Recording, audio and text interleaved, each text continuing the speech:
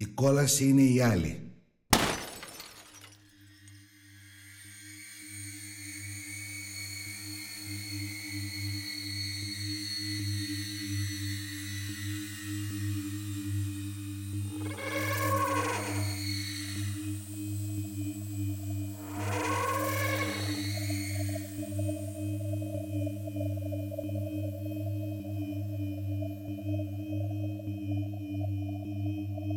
Κανείς ποτέ δεν τον δίδαξε να αγαπάει τους άλλους.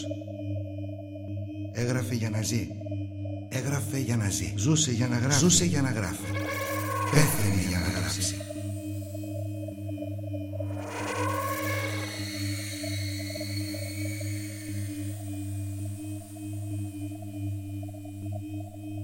Μην ανησυχείς, ανθρωπάκο μου. Θα γίνουμε κι εμείς διάσημοι. Μετά θάνατον. Σαν τον Αρθούρο Ριμπό.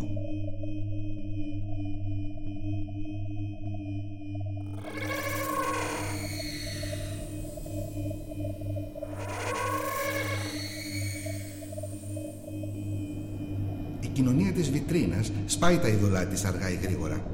Αλλά φαντάμε τον ανθρωπάκο μου ελεύθερο.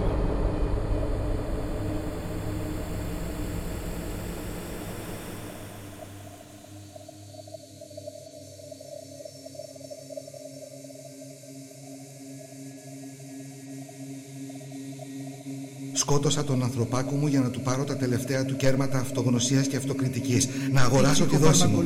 Ψυχοφαρμακολογία στη διάθεση της ανθρωπότητας. Το νέο reality show στο μεγάλο κανάλι του καταναλωτισμού. Ποιος θα είναι ο επόμενος υποψήφιος για αποχώρηση?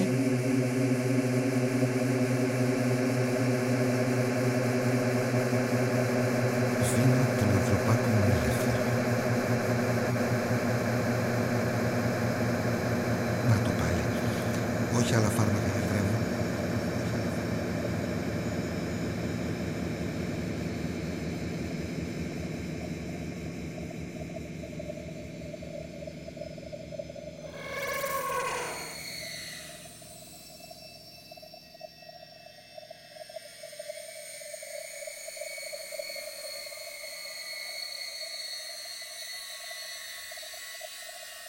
Κανείς ποτέ δεν προσπάθησε ειλικρινά να με ψυχαναλύσει. Να δει γιατί φτιάχνω ανθρωπάκια στον ελεύθερο χρόνο μου και ζω μέσα από τις πλαστές ζωές τους. Είσαι σίγουρος ότι θες να μάθεις, γιατρέ?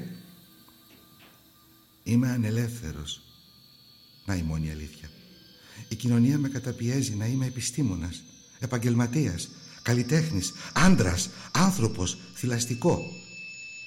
Οι άνθρωποι παίρνουν όλους αυτούς τους χαρακτηρισμούς που τους δίνει η κοινωνία και τους πλέκουν αλυσίδα.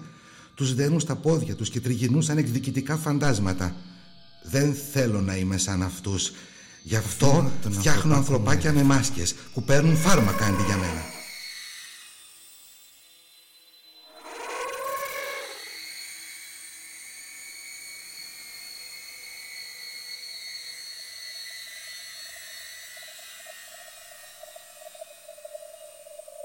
Αυτό δεν είναι ελευθερία, γιατρέ μου?